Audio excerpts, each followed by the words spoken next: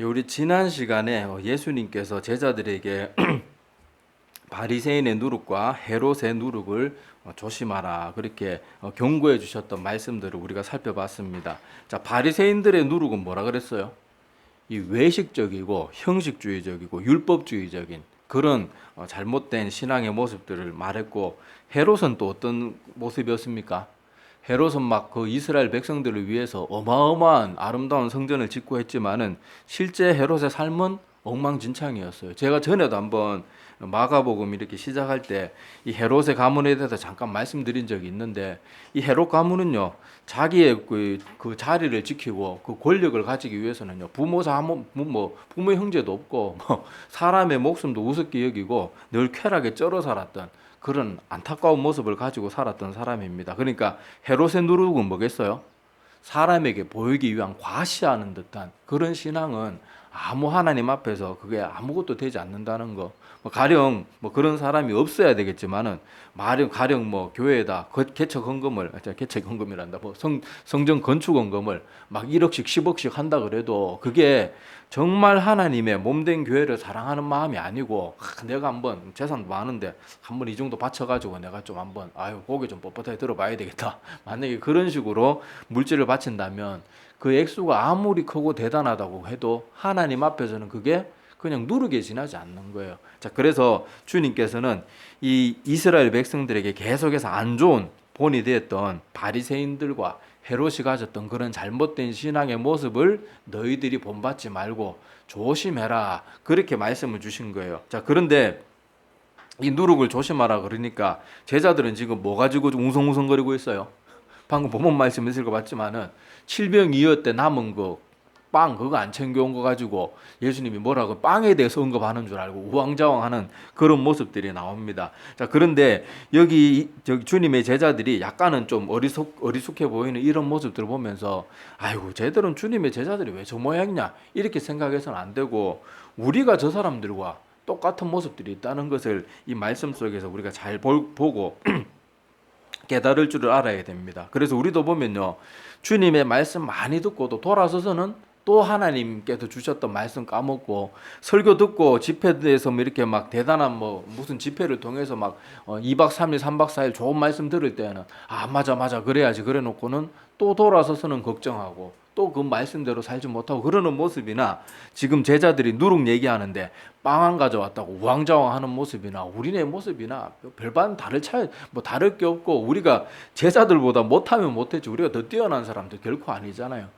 그래서 이런 모습들을 보면서 항상 지혜로운 사람들은요, 이런 성경에 나오는 하나님의 백성들의 어리숙한 모습이나 연약한 모습이나 이런 거 볼 때 아이고, 쟤들은 왜 저 모양이냐, 아이고 연약해 빠져가지고 이런 식으로 생각하는 사람이 아니고, 그 속에서 내 모습을 찾아볼 줄 알고 고쳐 나갈 줄 아는 게 지혜로운 사람들의 모습입니다. 자, 그런데 주님께서는요, 오늘 이 제자들이 이렇게 누룩에 대해서 조심하라 그랬는데 빵 하나 가져오지 않은 거, 그것 때문에 책망하는 거 아닌가 우왕좌왕하는 모습 보고 주님께서는 별로 평소에는 그렇게 하지 않는데 책망하시는 모습이 나와요. 여러분, 가만히 복음서의 내용들 한번 가만히 생각해 보세요. 예수님은요, 제자들이 어지간히 잘못해도 책망하지 않으십니다. 사실 여러분, 안식일 날 그 밀밭을 지나가면서 이렇게 남의 밭에 뭐 비를 이렇게 까불어 가지고 먹는 그런 장면이 나오잖아요. 사실 그게 큰 죄는 아니지만은, 그 율법에도 제가 그때 설명드렸지만은, 그걸 막 볕단 볕단이라든지 아니면 밀 막 그런 거를 막 낫으로 잘라가지고 가져오면 그건 율법에서 죄지만은, 그 정도 부벼 먹는 큰 죄는 아니지만은, 그래도 한 주님의 제자들이 안식일 날 남의 밀밭을 지나가면서 그렇게 뭐 부벼 먹는 게 그렇다고 그게 또 잘했던 모습은 아니거든요. 그런데도 그때도 주님께서는 바리새인들이 갖고 막 지적할 때 어떻게 했어요? 그래 임마, 니놈이 내 제자라 그러는 것들이 말이야, 네가 너들 때문에 이렇게 핀잔 들어야 되겠냐고 막 이렇게 책망하신 게 아니고, 오히려 그들이 크게 잘한 것도 없지만은 그래도 제자들을 감싸주시는 모습들을 볼 수 있거든요.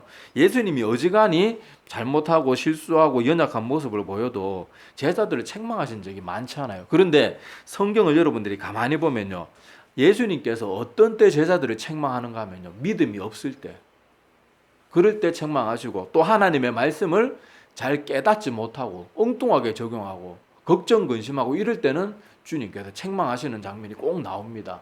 그래서 예수님은 우리의 여러 가지 부족한 모습들, 연약한 모습들, 뭐 머리가 나쁘고 행동이 둔하고 이런 거 가지고는 크게 뭐라 하지 않으세요. 그렇지만은 예수님이 주님의 제자들이 했던 모습을 보면 예수님께서 우리 인간들의 모습 가운데 어떤 모습을 싫어하시고 책망하시는가 하면 믿음이 없는 모습, 불신앙의 모습, 그리고 하나님이 이런 거 저런 거 가르쳐 주셨는데 잘 적용하지 못하고 잘 깨닫지 못하는 거, 깨달으려고 하지도 않고 그러는 모습들은 주님께서 예외 없이 계속 책망하시는 모습들을 우리가 잘 눈여겨봐야 됩니다. 자, 그래서 오늘 말씀해 보면 자, 본문 17절에 보면 예수께서 아시고 이르시되, 그러니까 얘들이 빵 가지고 왔는 거 가지고 지금 수근수근거리고 웅성웅성 하는 거 보고, 자, 예수님이 딱 알고 뭐라고 말해요? 너희가 어째서 떡이 없는 게 떡이 아니고 빵이겠죠. 자, 빵 없는 거 가지고 그거 가지고 너희들끼리 수근수근거리고 있냐? 그러면서 뭐라고 말하는가 하면, 자, 18절에 너희가 눈이 있어도 보지 못하며 귀가 있어도 듣지 못하느냐, 또 기억하지 못하느냐, 이렇게 책망을 해요. 자, 여기서 보면 눈이 있어도 보지 못한다. 이 말은 뭔가 하면 방금 전에 이 사람들이 칠병이어의 엄청난 기적을 눈으로 봤잖아요. 그리고 예수님 늘 쫓아다니면서 예수님의 말씀을 들었잖아요. 그런데도 지금 이런 거, 지금 이 엄청난 능력을 보고도 예수님이 얼마든지 빵 한 조각이라도 지금 갖고 있는 상태거든요. 그걸 얼마든지 예수님께서 뻥튀기 하실 수 있는데 왜 그런 거 아직도 내가 능력이 그렇게밖에 안 되는 사람인 줄 너희들이 그걸 믿지 못하고 방금 들은 거, 방금 본 것도 까먹냐. 그러면서 주님께서 이게 책망하고 있거든요. 그리고 또 하나 눈여겨봐야 될 것은 뭔가 하면요. 왜 기억하지 못하냐는 말이에요. 왜 너희들이 봤던 거, 내가 너희들에게 가르친 거, 너희들 귀에 들려줬던 그 하나님의 말씀들을 왜 기억하지 못하냐는 거예요. 자, 이거를 지금 이 시대를 살아가는 우리에게 가만히 적용해 보면 우리는 지금 예수님이 육신의 몸으로 입고 온 그 시대가 아니기 때문에 예수님이 베푸는 기적을 직접 볼 수는 없지만 우리는 뭘 봅니까? 성경 말씀을 통해서 보잖아요. 그러니까 우리가 하나님의 말씀을 왜 보지 못하냐? 왜 보지 못하냐? 또 왜 안 보냐? 이런 것도 다 포함되겠죠. 그리고 귀가 있어도 듣지 못한다. 설교 시간이나 예배 자리에 나갈 수 있는데 안 나가는 건 둘째치고 나와서도 하나님이 해주시는 말씀, 어떤 사회자들을 통해서 주시는 말씀들을 듣지를 못해요.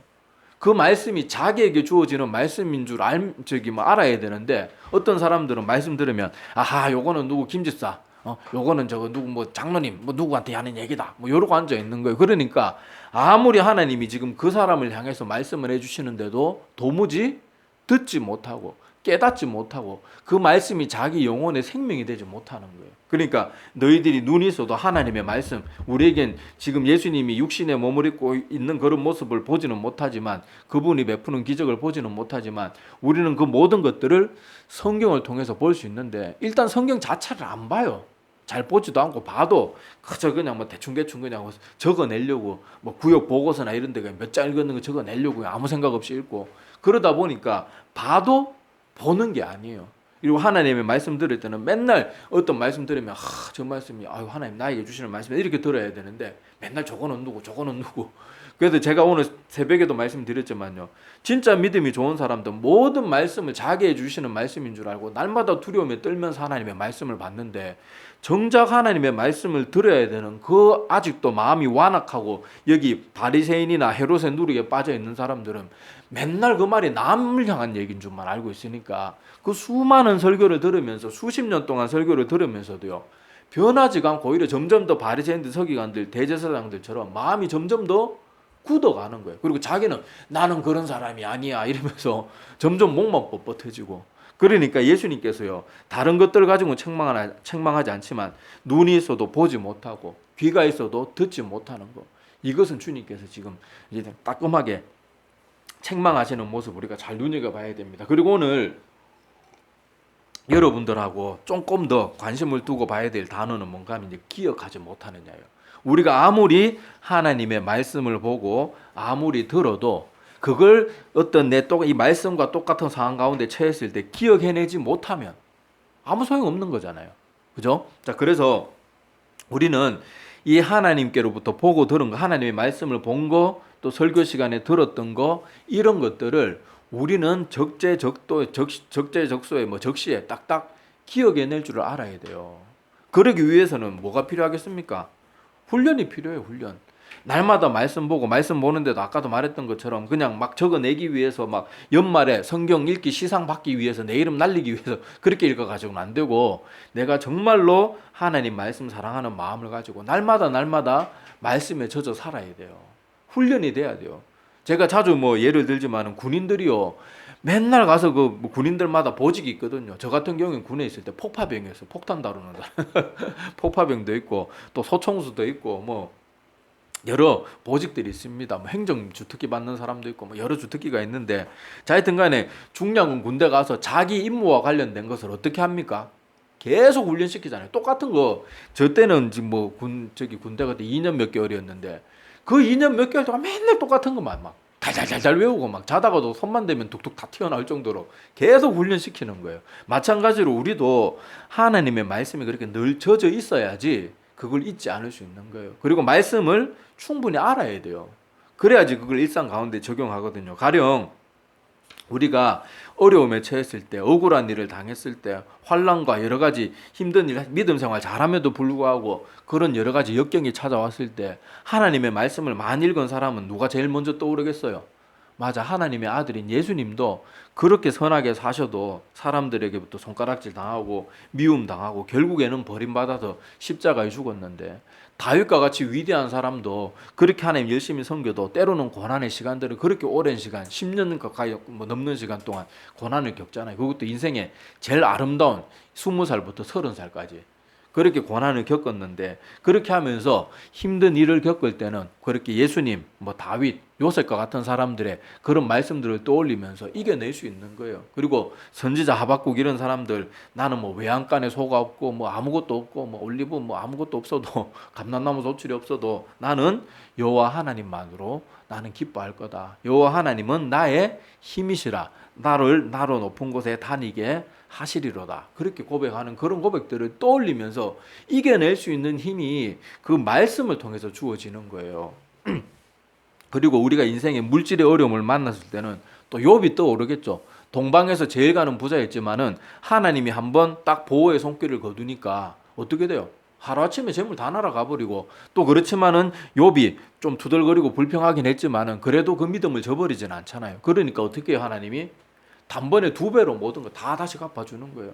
우리 인생 살아가는 가운데 물질은요, 하나님이 얼마든지 주실 수도 있고 뺏을 수도 있는 분이에요. 물질에 연연할 필요 없다는 거 알면서 사업이 쫄딱 망하거나 아니면은 뭐 갑자기 직장이 힘들어지거나 이럴 때 막 나 죽었다고 엉엉불 막 울고 불고, 또 심지어 어떤 날 극단적인 막 선택까지 하잖아요. 그럴 게 아니고, 맞아, 욥과 같이 정말 흠 없이, 욥은 무슨 실수했다는 기록도 없어요. 하나님이 보실 때도 흠이 없는 사람이었어요.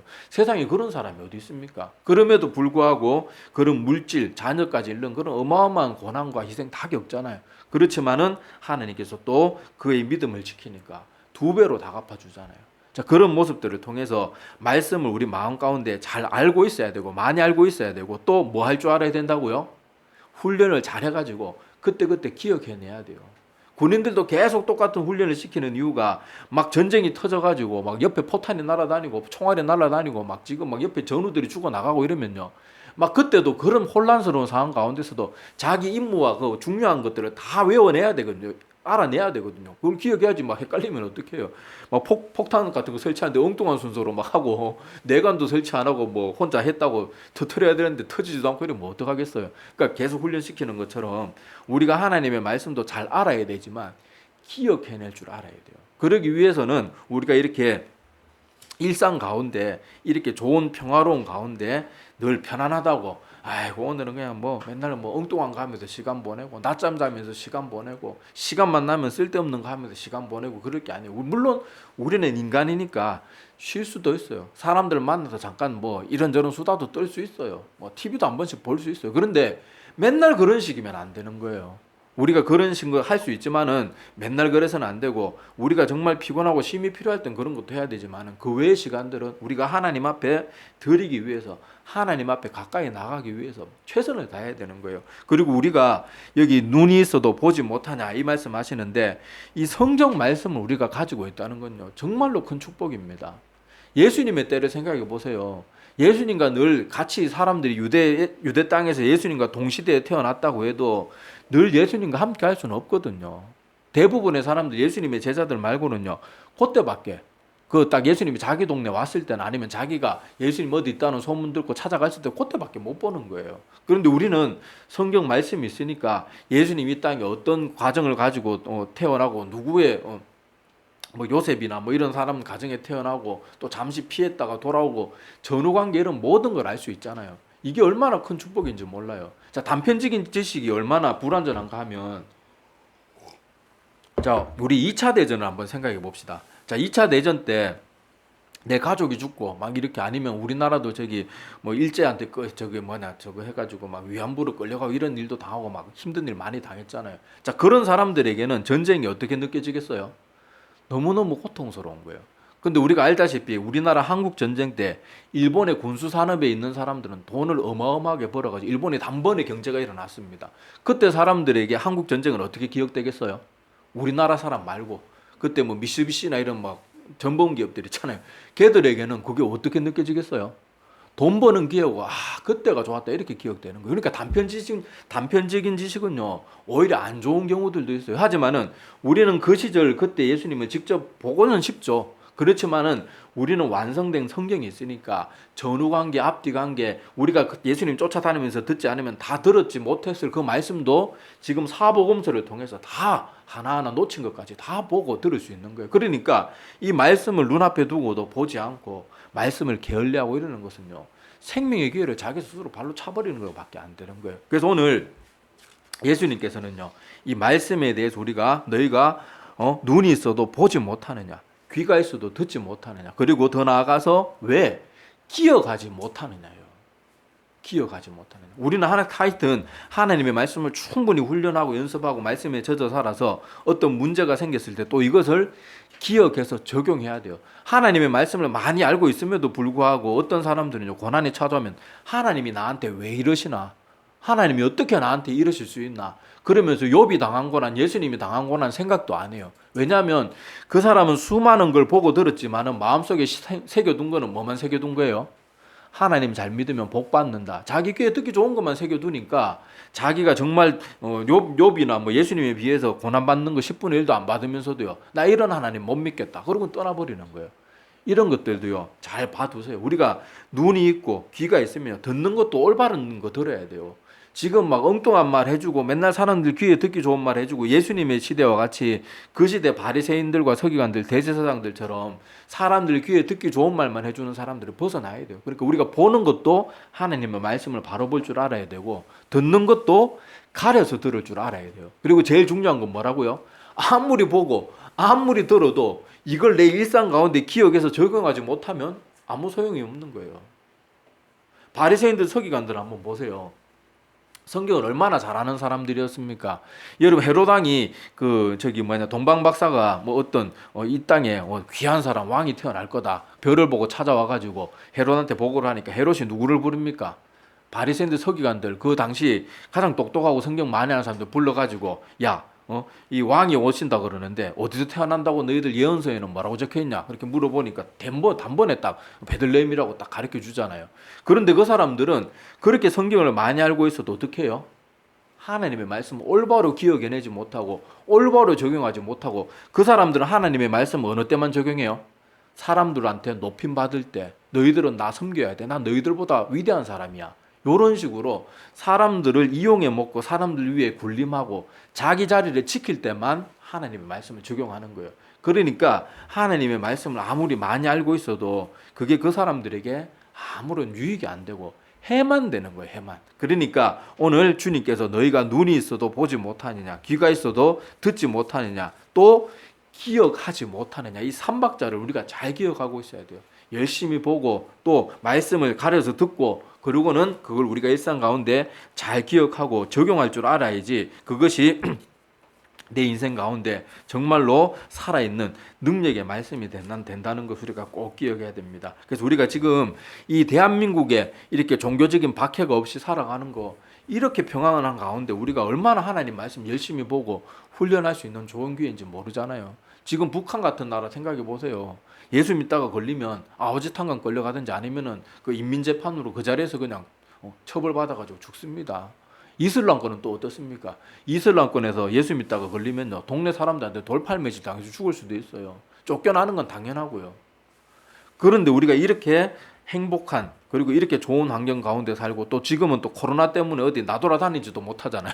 강제적으로 성경 볼 수 있는 시간들이 많아졌으니까 우리가 이런 기회들을 코로나 이거 왜 이렇게 안 끝나나 불평할 때가 아니고, 이 기회라도 내가 하나님 말씀 더 볼 수 있는 그런 기회가 되었구나. 하나님이 우리 인간들에게 이런 시간들을 통해서 무엇인가를 가르쳐 주고자 하시는구나. 이렇게 하면서 전화위복의 시간으로 삼으면 그게 우리에게 덕이 되잖아요. 제가 훈련소에서 우리 때는 기합도 많고 뭐 구타도 많았어요. 훈련소에도 저는 막 기합 받을 때 막 뭐 푸시업도 시키고 뭐 다리 들었다 놨다 하고 온갖 괴로운 거 다 시키는 거거든요. 그때 저는 그렇게 생각했습니다.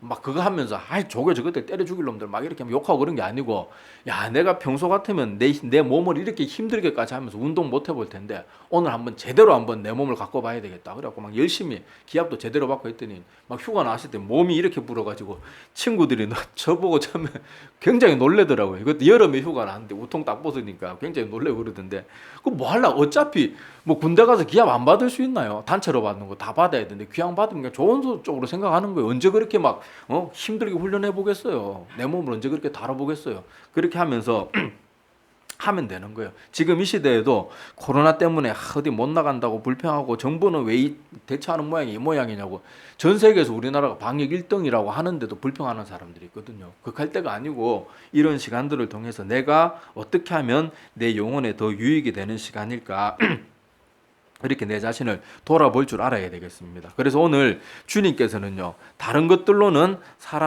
주님의 제자들에게 큰 책망을 하지 않았지만은 어떠한 경우에 책망하셨다 그랬어요?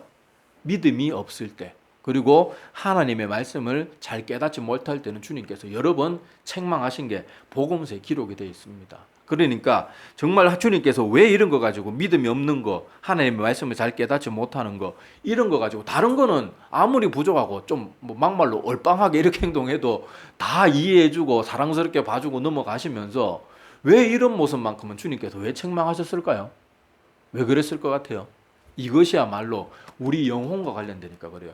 사람이 좀 머리가 안 돌아가고 좀 부족하고요, 좀 뭔가 모자라도 구원받는 데는 아무 지장이 없어요. 가난하든 뭐 세리와 창기였던 뭐 과거가 아무리 엉망진창이었어도 구원받는 데는 큰 문제가 되지 않아요. 그런데 하나님의 말씀을 듣고도 온전히 믿지 못하고, 하나님이 아무리 가르쳐주고 쉬운 비유를 통해서 똑같은 말을 아무리 가르쳐줘도 그것을 깨닫지 못하면 그 사람의 영혼은 어떻게 되겠어요?